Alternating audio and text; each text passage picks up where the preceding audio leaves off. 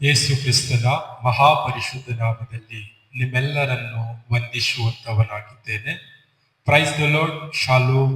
ಈ ಬೆಳಗಿನ ಜಾವದಲ್ಲಿ ವಾಕ್ಯ ಓದಿಕೊಳ್ಳೋಣ. ಮತ್ತಾಯನು ಬರೆದ ಸುವಾರ್ತೆ 7ನೇ ಅಧ್ಯಾಯ 7ನೇ ವಚನ ಮತ್ತು 8ನೇ ವಚನ ಓದಿಕೊಂಡು ಸ್ವಲ್ಪ ಹೊತ್ತು ಧ್ಯಾನ ಮಾಡಿಕೊಳ್ಳೋಣ.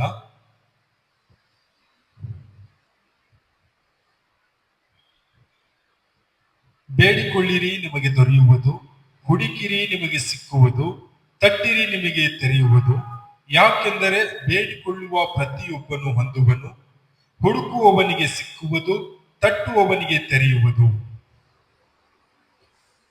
ಸಂದೇಶದ ಶಿರೋನಾಮೆ ಬೇಡಿಕೊಳ್ಳಿರಿ, ನಿಮಗೆ ದೊರೆಯುವುದು ಎಂಬುದಾಗಿ.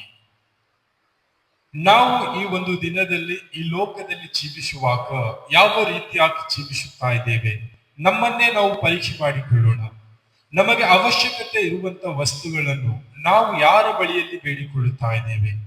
ನಮಗೆ ಬೇಕಾಗಿರ್ತಕ್ಕಂಥ ವಸ್ತುಗಳನ್ನು ನಾವು ಯಾವ ಸ್ಥಳಗಳಲ್ಲಿ ಹುಡುಕುತ್ತಾ ಇದ್ದೇವೆ? ನಮಗೆ ಬೇಕಾಗಿರ್ತಕ್ಕಂಥ ವಸ್ತುಗಳನ್ನು ನಾವು ಯಾರ ಬಳಿಯಲ್ಲಿ ಕೇಳಿಕೊಳ್ಳುತ್ತಾ ಇದ್ದೇವೆ? ನಮ್ಮನ್ನೇ ನಾವು ಪರೀಕ್ಷೆ ಮಾಡಿಕೊಳ್ಳೋಣ.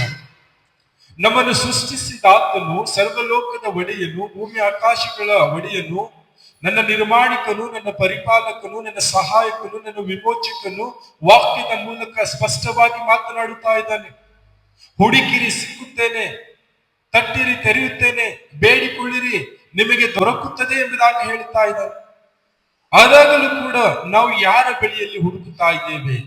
ನಾವು ಯಾರ ಬಳಿಯಲ್ಲಿ ಬೇಡಿಕೊಳ್ಳುತ್ತಾ ಇದ್ದೇವೆ?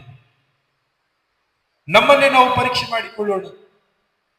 ನಾವು ಈ ಲೋಕದ ಜನರ ಬಳಿಯಲ್ಲಿ ಬೇಡುವಾಗ, ಈ ಜನರ ಬಳಿಯಲ್ಲಿ ನಾವು ಹುಡುಕುವಾಗ, ಈ ಜನರ ಬಾಗಿಲುಗಳನ್ನು ತಟ್ಟುವಾಗ ನಮ್ಮನ್ನು ಕ್ಷಣ ಮಾತ್ರದಲ್ಲಿ ಸಹಾಯ ಮಾಡುತ್ತಾರೆ, ನಮ್ಮನ್ನು ಸಂತೈಸುತ್ತಾರೆ, ನಮ್ಮನ್ನು ಕರ ಹಿಡಿದು ನಡೆಸುತ್ತಾರೆ. ಆದರೆ ನಮಗೂ ಅವರಿಗೂ ಮನಸ್ತಾಪ ಬಂದಾಗ, ನಮಗೂ ಅವರಿಗೆ ಜಗಳಗಳು ಬಂದಾಗ ನಮ್ಮನ್ನು ಹೀಯಾಳಿಸುತ್ತಾರೆ. ಆತನು ಕಷ್ಟದಲ್ಲಿದ್ದಾಗ ನನಗೆ ಸಹಾಯ ಕೇಳಿದನು, ನನ್ನನ್ನು ಬೇಡಿಕೊಂಡನು, ನನ್ನನ್ನು ಹುಡುಕುತ್ತಾ ಬಂದನು, ನನ್ನನ್ನು ಕೊಡು ಎಂಬುದಾಗಿ ಕೇಳಿದನು, ನಾನು ಕೊಟ್ಟಿದ್ದೇನೆ ಎಂಬುದಾಗಿ ಈ ಲೋಕದ ಜನರು ನಮ್ಮನ್ನು ಹೀಯಾಳಿಸುತ್ತಾರೆ, ನಮ್ಮನ್ನು ಕಾಲೆಳೆಯುತ್ತಾರೆ, ನಮ್ಮನ್ನು ಅವಮಾನಕ್ಕೆ ಒಳಪಡಿಸುತ್ತಾರೆ. ಪ್ರೀತಿಯ ಸಹೋದರ ಸಹೋದರಿಯರೇ, ನಾವು ನಮ್ಮನ್ನು ಸೃಷ್ಟಿಸಿದಾತನಲ್ಲಿ ನಾವು ಕೇಳುವಾಗ, ನಾವು ಹುಡುಕುವಾಗ, ನಾವು ತಟ್ಟುವಾಗ ನಮ್ಮನ್ನು ತೆರೆಯುತ್ತಾನೆ, ನಮ್ಮನ್ನು ಕೊಡುತ್ತಾನೆ, ನಮಗೆ ಸಿಕ್ಕುತ್ತಾನೆ. ಆದರೆ ಈ ಲೋಕದ ಜನರು ನಮ್ಮನ್ನು ಯಾವ ರೀತಿಯಾಗಿ ಹೀಯಾಳಿಸುತ್ತಾರೋ, ಈ ಲೋಕದ ಜನರು ನಮ್ಮನ್ನು ಯಾವ ರೀತಿಯಾಗಿ ಅವಮಾನ ಮಾಡುತ್ತಾರೋ, ಈ ಲೋಕದ ಜನರು ನಮ್ಮನ್ನು ಯಾವ ರೀತಿಯಾಗಿ ನಿಂದನೆ ಮಾಡುತ್ತಾರೋ, ಆ ರೀತಿಯಾಗಿ ತಂದೆಯಾದ ದೇವರು ನಮ್ಮನ್ನು ಹೀಯಾಳಿಸುವಂತವನಲ್ಲ, ನಮ್ಮನ್ನು ನಿಂದಿಸುವಂತವನಲ್ಲ, ನಮ್ಮನ್ನು ಅವಮಾನಕ್ಕೆ ಗುರಿಪಡಿಸುವಂತವನಲ್ಲ. ನನ್ನ ಮಗನು, ನನ್ನ ಮಗಳು ನನ್ನಲ್ಲಿ ಕೇಳುತ್ತಾ ಇದ್ದಾರೆ, ನನ್ನನ್ನು ಹುಡುಕುತ್ತಾ ಇದ್ದಾರೆ, ನನ್ನನ್ನು ತಟ್ಟುತ್ತಾ ಇದ್ದಾರೆ ಎಂಬುದಾಗಿ ನಮ್ಮ ಎಲ್ಲ ಅವಶ್ಯಕತೆಗಳನ್ನು ಪೂರೈಸಿ ನಮ್ಮನ್ನು ಸಹಾಯ ಮಾಡುತ್ತಾನೆ, ಕರದಲ್ಲಿ ಹಿಡಿದು ನಡೆಸುತ್ತಾನೆ. ಈ ರೀತಿಯಾದಂತ ತಂದೆಯಾದ ದೇವರು ನಮ್ಮೊಟ್ಟಿಗಿದ್ದಾನೆ. ಆದಾಗಲೂ ಕೂಡ ನಾವು ತಂದೆಯಾದ ದೇವರನ್ನು ಬಿಟ್ಟು ಲೋಕದವರನ್ನು ಹಿಂಬಾಲಿಸುತ್ತಾ, ಲೋಕದ ಜನರನ್ನು ಬೇಡುತ್ತಾ, ಲೋಕದ ಜನರಲ್ಲಿ ನಾವು ಆಸೆ ಇಟ್ಟವರಾಗಿ ತಂದೆಯಾದ ದೇವರನ್ನು ತೊರೆದು ದೂರವಾಗಿದ್ದುಕೊಂಡು ನಮ್ಮದೇ ಆದಂತ ಜೀವಿಸುತ್ತಾ ನಾವು ದುಃಖಕ್ಕೆ ಒಳಗಾಗಿ, ಸೋಲಿಗೆ ಒಳಗಾಗಿ, ಕಣ್ಣೀರಿಗೆ ಒಳಗಾಗಿ, ನಿರಾಶೆ ಆಗಿ ನಾವು ಜೀವಿಸುತ್ತಾ ಇದ್ದೇವೆ. ಈ ಒಂದು ಸಮಯದಲ್ಲಿ ಸುಂದರ ಸಮಯವಾಗಿದೆ. ನಿರೀಕ್ಷೆಯ ಜೀವಿತ ಜೀವಿಸುತ್ತಾ, ನಾವು ಭರವಸೆ ಜೀವಿತ ಜೀವಿಸುತ್ತಾ, ಸಮಾಧಾನ, ಸಂತೋಷ, ಪ್ರೀತಿ, ಕರುಣೆ, ದಯ ಹೊಂದಿಕೊಂಡು ತಂದೆಯಾದ ದೇವರಲ್ಲಿ ಬೇಡಿಕೊಳ್ಳುತ್ತಾ, ಹುಡುಕುತ್ತಾ, ನಾವು ತಟ್ಟುತ್ತಾ ಈ ಲೋಕದಲ್ಲಿ ಜೀವಿಸುವಂತವರಾಗೋಣ. ಒಂದು ವೇಳೆ ದೇವರು ನಮಗೆ ಕೊಡುವುದಾದರೆ ಯಾವ ಕೊರತೆಗೂ ಕಡಿಮೆ ಇಲ್ಲದ ಹಾಗೆ ತಂದೆಯಾದ ದೇವರು ನನ್ನ ಮಗನು, ನನ್ನ ಮಗಳು ಎಂಬುದಾಗಿ ಕೊಡುತ್ತಾನೆ. ನಾವು ತಟ್ಟುವಾಗ ನಮಗಾಗಿ ಅನೇಕ ಬಾಗಿಲುಗಳೇ ತೆರೆಯುತ್ತಾನೆ.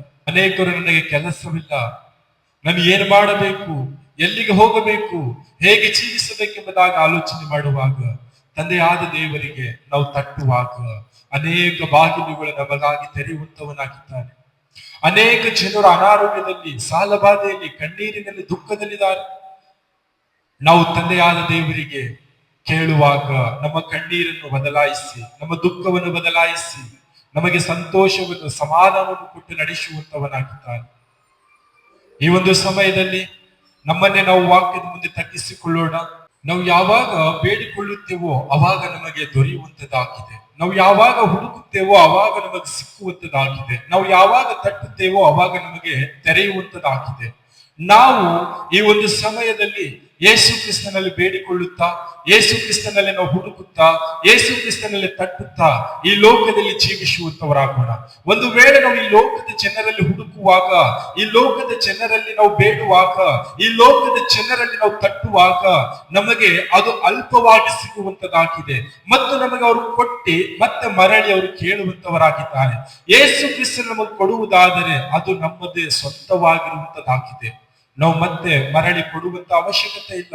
ನನ್ನ ಮಗನು, ನನ್ನ ಮಗಳು ಎಂಬುದಾಗಿ ನಮಗಾಗಿ ಯೇಸು ಕ್ರಿಸ್ತನು ನಾವು ಏನನ್ನು ಬೇಡಿಕೊಳ್ಳುತ್ತೇವೋ ಆ ಎಲ್ಲ ವರಗಳನ್ನು ನಮಗೆ ಕೊಡುವಂತವನಾಗಿದ್ದಾನೆ. ನಮ್ಮೆಲ್ಲ ಕೊರತೆಗಳನ್ನು ನೀಗಿಸುವಂತವನಾಗಿದ್ದಾನೆ. ಆತನಲ್ಲಿದ್ದುಕೊಂಡು ಈ ಲೋಕದಲ್ಲಿ ಜೀವಿಸುವಂತವರಾಗೋಣ. ಕರ್ತನು ಈ ವಾಕ್ಯ ನಮ್ಮೆಲ್ಲರ ಆತ್ಮೀಯರಿಗೆ ಆಶೀರ್ವದಿಸಲಿ.